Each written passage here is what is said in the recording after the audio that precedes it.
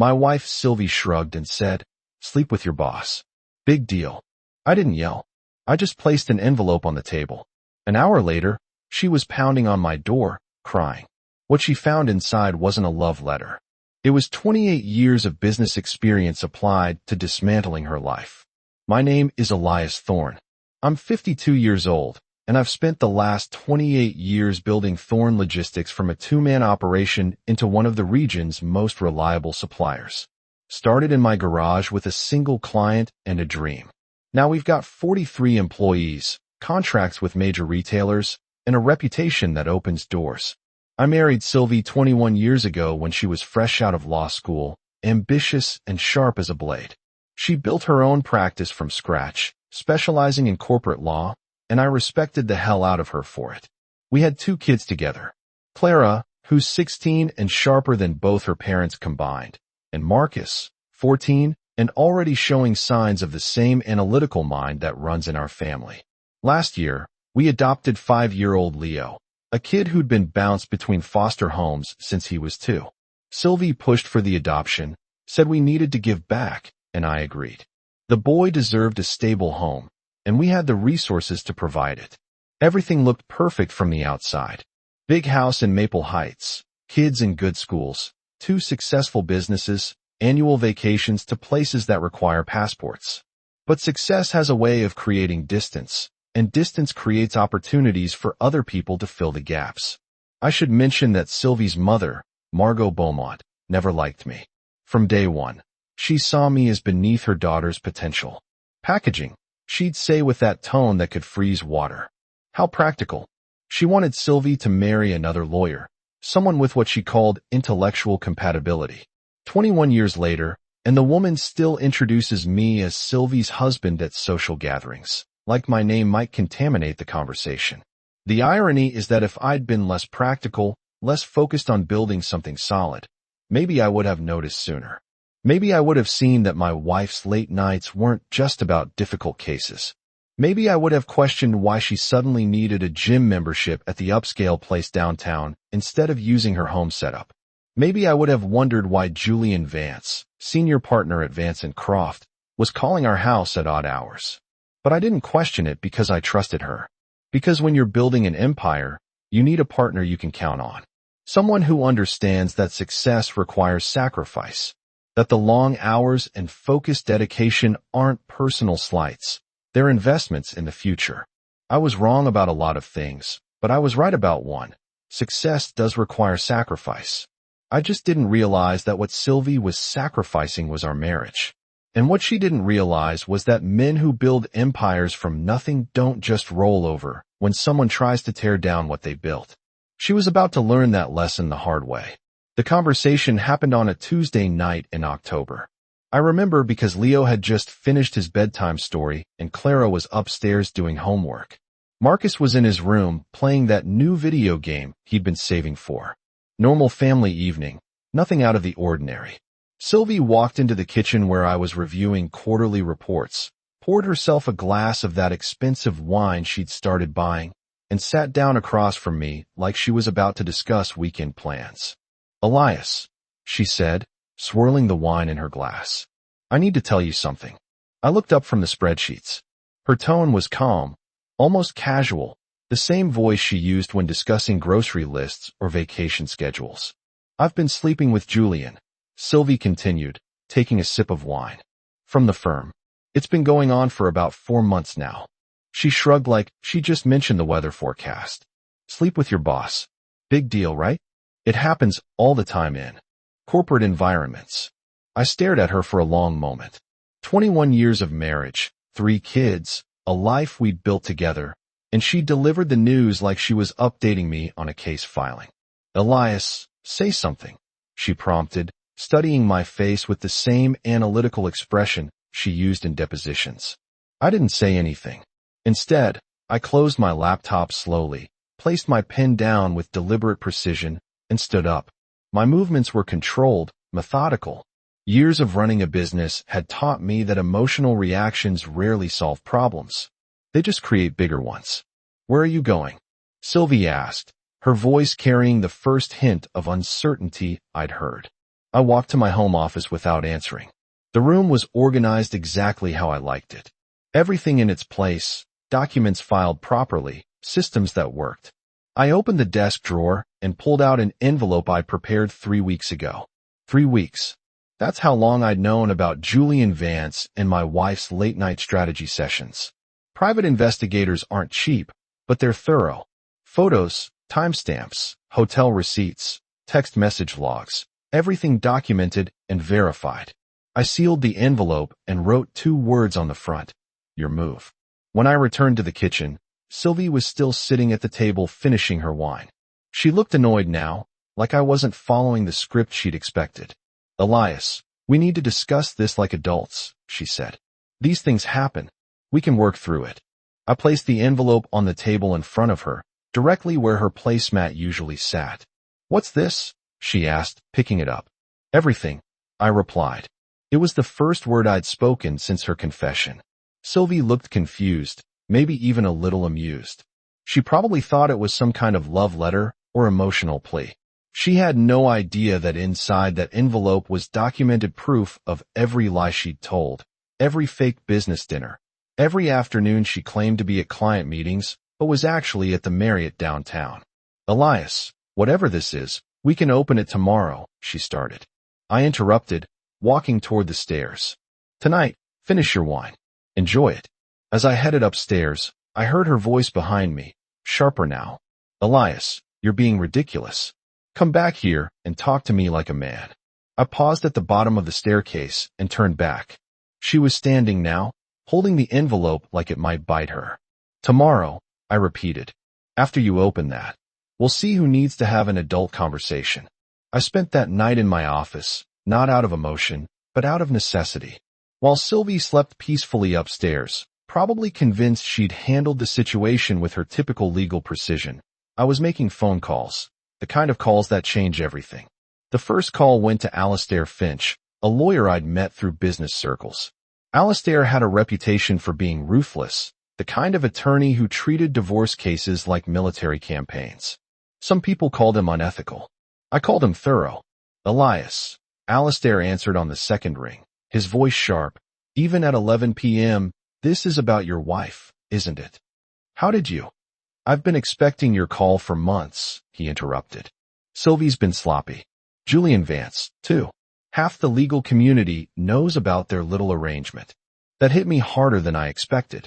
Not just the betrayal, but the humiliation. While I've been focused on building our family's future, they've been making me a joke. What do you need? I asked. Everything you've got, plus some things you don't have yet. Alastair replied. Send me your file. I'll handle the rest. The second call was to my business partner, Felix Brandt. We built Thorn Logistics together, and I needed to protect what we created. Felix, I need you to execute Protocol 7, I said.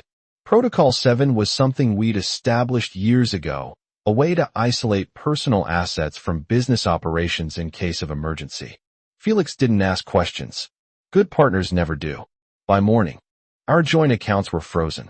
Sylvie's access to company funds was revoked, and her name was removed from all business documents where she wasn't legally required. 21 years of shared finances, separated in 6 hours. The third call was the most important. Clara answered her phone quietly. Smart girl. She knew something was happening. Dad, it's really late. Clara, I need you to listen carefully, I said. Tomorrow morning, your mother is going to find some documents. She's going to be upset. I need you to keep Marcus and Leo away from her until I get home. Dad, what's going on? Your mother made some choices. Now she has to deal with the consequences. There was silence on the line. Then Clara's voice, steady and mature beyond her 16 years. What do you need me to do? That's when I knew everything would be okay. My daughter understood what her mother apparently didn't. That actions have consequences, and sometimes those consequences are permanent. Just keep your brothers safe, I told her. I'll handle everything else. At 6 a.m., I heard Sylvie moving around upstairs. She'd be down soon, probably expecting to find me making coffee and acting like nothing had happened. Instead, she'd find the envelope exactly where I'd left it and a note explaining that I'd be at the office all day. By the time she opened that envelope, her world would already be dismantled. She just wouldn't know it yet. Sylvie opened the envelope at 7:23 a.m. I know the exact time because that's when my phone started buzzing with missed calls. I was in my office reviewing the final papers Alistair had prepared overnight. The man worked fast when properly motivated. The first call came at 7:24. I let it go to voicemail. Elias, what is this? Call me back now. Second call at 7:31. Another voicemail. Elias, this is ridiculous. These photos don't prove anything. Call me back so we can discuss this rationally. By 8:15, she called 17 times. The desperation in her voice grew with each message. The confident woman who'd casually mentioned sleeping with her boss was quickly being replaced by someone who finally understood the game had rules. At 9 a.m., she showed up in my office. My secretary, Ms. Davies, buzzed me. Mr. Thorne, your wife is here. She seems agitated. Send her in. I replied, closing the divorce papers and placing them face down on my desk. Sylvie burst through the door like a woman possessed. Her hair was disheveled. She was still in her robe, and her eyes were red-rimmed. The envelope was clutched in her hand. Several photographs scattered across the floor behind her. Elias, we need to talk, she said, trying to regain her composure. We are talking, I replied calmly, not looking up from my computer. Don't play games with me, Sylvie snapped. These pictures, these bank statements. Where did you get all this? Professional sources, I answered. Amazing what 28 years of business connections can accomplish when properly motivated. She slammed the envelope down on my desk. This is insane. You hired people to spy on me. I hired people to document what you were already doing, I corrected. There's a difference. Sylvie's voice broke slightly. Elias, please. We can work through this. I made a mistake, but you made 17 mistakes, I interrupted, finally looking at her. 17 documented encounters with Julian Vance. Each one carefully cataloged with dates, times, and locations. Her face went pale. How did you, hotel key cards leave digital trails, Sylvie? Credit card transactions are recorded. Cell phone towers track locations. You practiced law for 20 years, but apparently never learned how evidence actually works. She tried a different approach, moving closer to my desk. Elias, think about the children. Think about our family. I'm thinking about them, I replied, picking up the divorce papers. That's why I'm making sure they understand that some choices are permanent. At that moment, my door opened and Clara walked in, holding Leo's hand. Marcus followed close behind. Mom, Clara said quietly. I think you should come home now. Sylvie looked at our children, then back at me. Elias, please don't do this in front of them. You already did this in front of them, I replied. Every lie, every fake business dinner, every time you chose Julian Vance over your family. They just didn't know it yet. Clara squeezed Leo's hand and looked directly at her mother. We know, Mom. We've known for weeks. While Sylvie was falling apart in my office, Alistair Finch was implementing phase 2 of what he called total strategic dismantlement. The man worked like a machine, and by noon he'd already filed 3 separate motions that would make Sylvie's life considerably more complicated. Elias, Alistair called around lunchtime, his voice carrying that predatory satisfaction he got when executing a particularly brutal legal maneuver. We've got a problem. A good problem. What kind of problem? Your wife's boyfriend has some interesting financial arrangements. Turns out Julian Vance has been billing clients for services never rendered, padding expense accounts, and skimming from the firm's trust fund. This was unexpected. How did you find that out? Let's just say Vance and Croft has some disgruntled employees who were very willing to share information about their senior partner's extracurricular activities. What does that mean for us? It means Julian Vance is about to have bigger problems than your wife, Alistair replied. I've already sent an anonymous tip to the State Bar Association. By tomorrow, he'll be under investigation for ethics violations and potential embezzlement. The beauty of it hit me immediately. Sylvie hadn't just chosen another man over our family. She'd chosen a criminal, a man who was about to lose everything. There's more, Alistair continued. I reached out to Sylvie's mother. That surprised me. Margot? What? Because wealthy widows with strong opinions about family honor can be very useful allies, especially when they discover their daughter has been embarrassing the family name. 20 minutes later, my phone rang. It was Margot Beaumont herself. Elias. Her voice was ice cold. I'd never heard her use my first name before. I just received some very disturbing information about my daughter's behavior.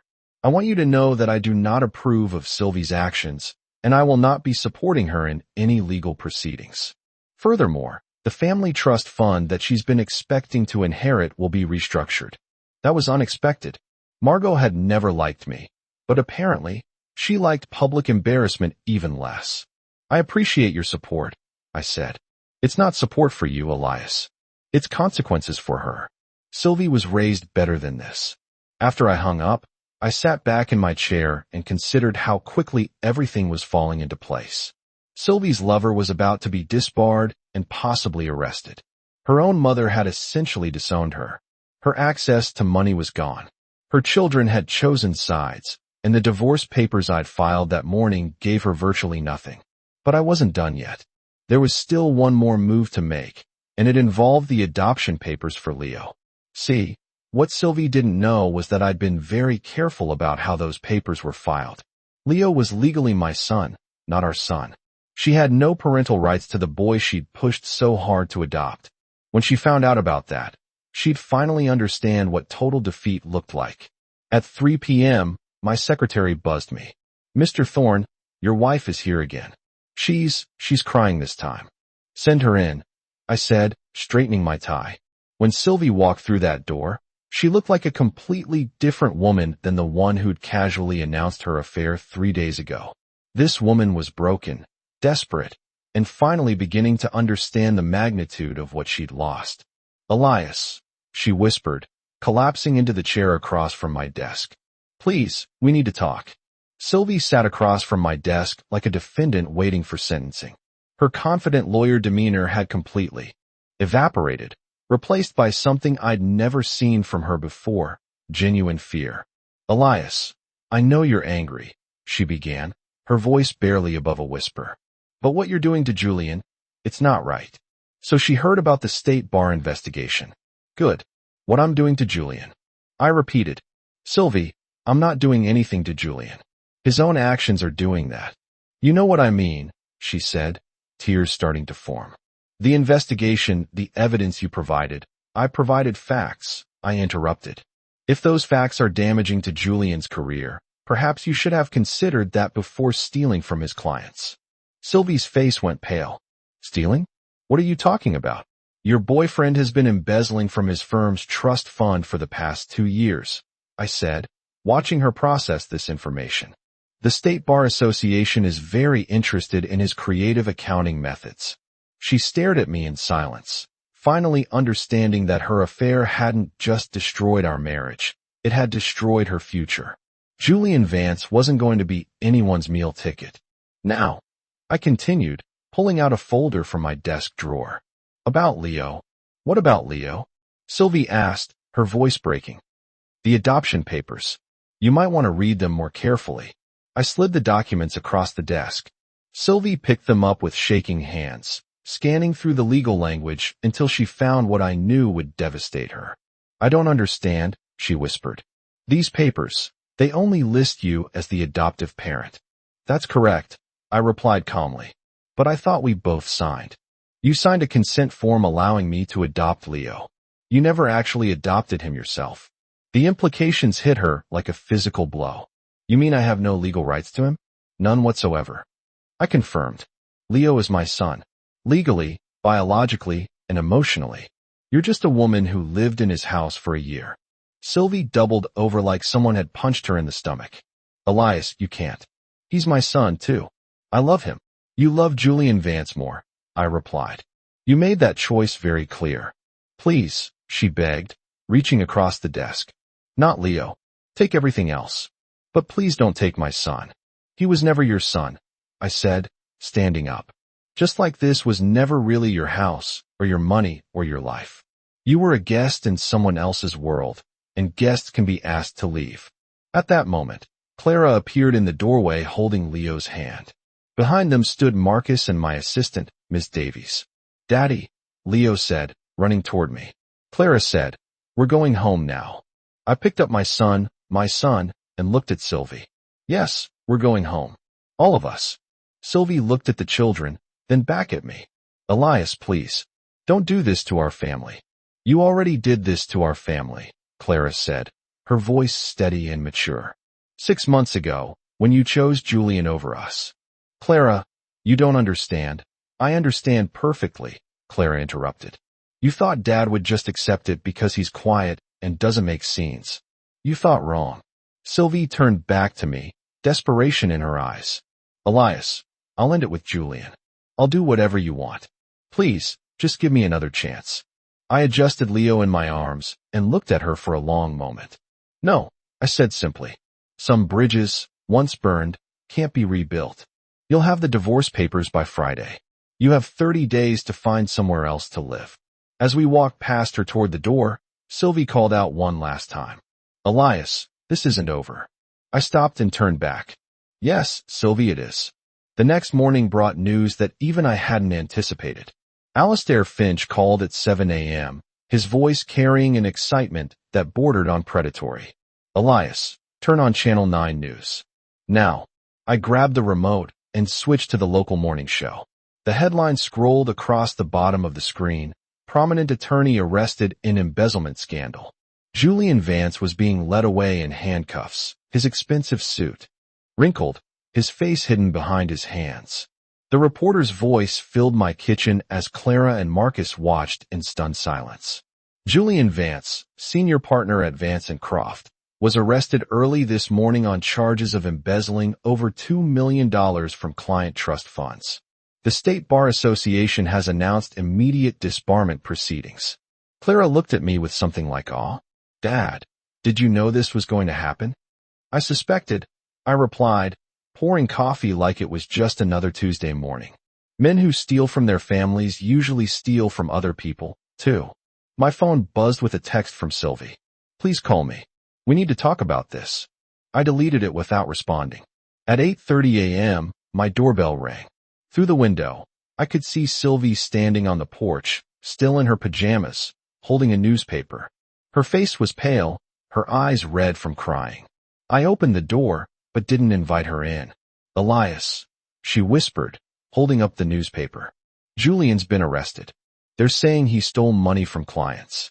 "I know," I replied calmly. Did you have something to do with this?" "I provided the authorities with factual information about his business practices," I said.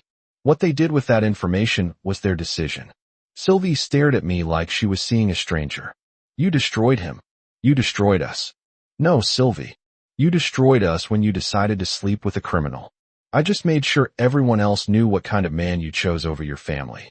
She started crying then, real tears of desperation. "Elias, please. I have nowhere to go. No money, no job prospects. Julian can't help me now." "You should have thought of that before you betrayed your children," I replied. Behind me, Leo appeared in the hallway, rubbing his eyes. "Daddy, who's at the door?" "Nobody important, son," I said, stepping back. "Go have breakfast with Clara." I closed the door while Sylvie was still standing there, still crying. Through the window, I watched her walk away, finally understanding that some consequences are permanent. 2 weeks later, the divorce was finalized. Sylvie signed the papers without contesting anything, probably because her court-appointed attorney advised her that fighting would only make things worse. She had no money for legal fees, no character witnesses, and no leverage. The settlement was exactly what the prenup specified, nothing. Sylvie moved into a one-bedroom apartment across town, the kind of place she used to drive past and pity the people who lived there.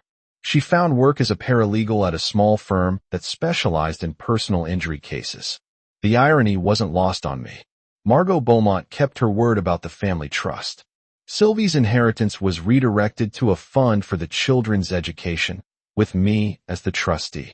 Margot even sent me a handwritten note. "You handled this with more dignity than my daughter deserved." The kids adjusted better than I expected. Clara started helping more with Leo, stepping naturally into the role of protective older sister. Marcus threw himself into his studies.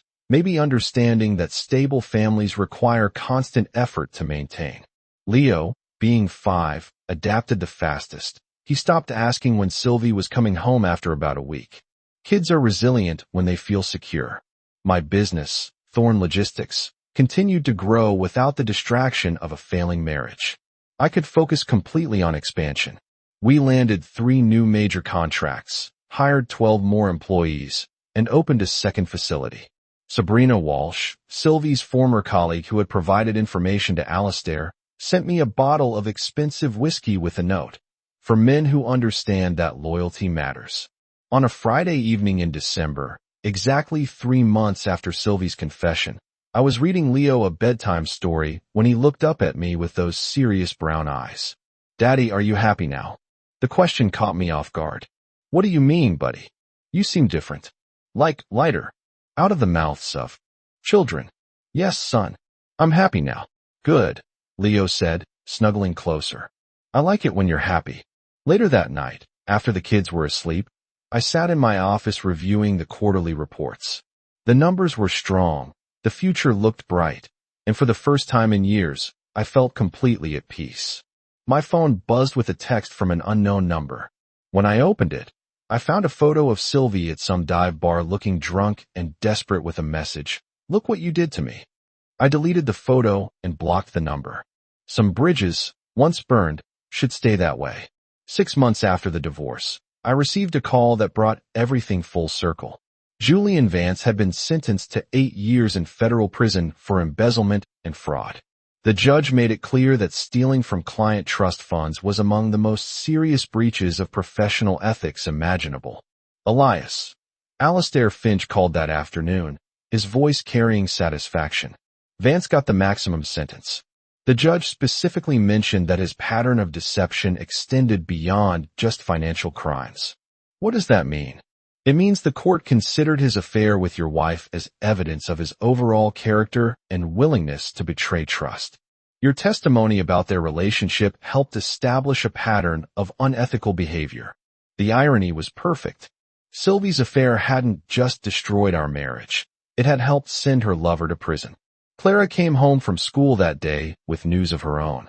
"Dad, guess who applied to work at the grocery store where I have my part-time job?" "Who?" "Mom." She came in wearing clothes that looked like they came from a thrift store, asking about entry-level positions. I felt no satisfaction in hearing that Sylvie had fallen so far, but I felt no sympathy either. Every consequence she was experiencing stemmed directly from choices she'd made. "How do you feel about that?" I asked Clara. "Honestly, I feel like justice is working exactly how it's supposed to," she replied. "She chose to destroy our family for a man who turned out to be a criminal. Now she's learning what happens when you make terrible decisions." That evening, I found Marcus and Leo in the living room building a fort out of couch cushions. Leo was laughing, really laughing in a way I hadn't heard since before the adoption. "Daddy, look," Leo called out. "Marcus is teaching me how to build secret hideouts." "That's great, buddy," I said, sitting down beside them. Marcus looked at me seriously. "Dad, do you think Mom will ever try to come back?" "I don't know, son. But if she does, it won't change anything. Our family is complete exactly as it is." "Good," Marcus said simply. "I like our family better now." Later that night, I sat in my office reviewing the latest quarterly reports. Thorn Logistics had grown by 40% since the divorce. Without the constant stress of a failing marriage, I'd been able to focus completely on building something lasting for my children. My phone buzzed with a text from an unknown number. "I know I don't deserve forgiveness, but I want you to know I'm sorry. S." I stared at the message for a long time, then deleted it without responding. Some apologies come too late to matter, and some bridges burn so completely that even the ashes blow away. But as I looked around my organized office, listened to my children sleeping peacefully upstairs, and considered the solid foundation I'd built for their future, I realized something important. I wasn't angry anymore. I wasn't hurt anymore. I was just free. Free to be the father my children deserved.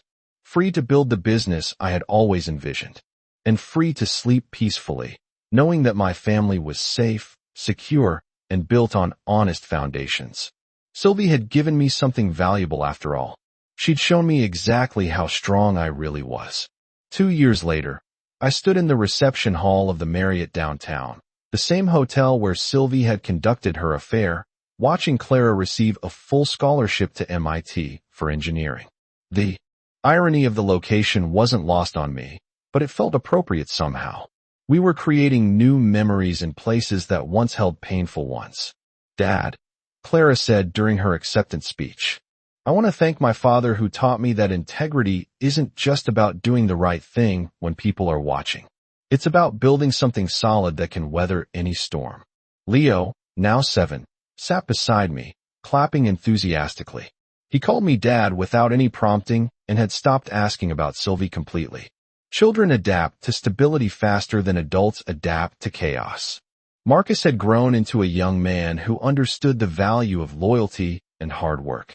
At 16, he was already working part-time at the Thorne Logistics facility, learning the business from the ground up.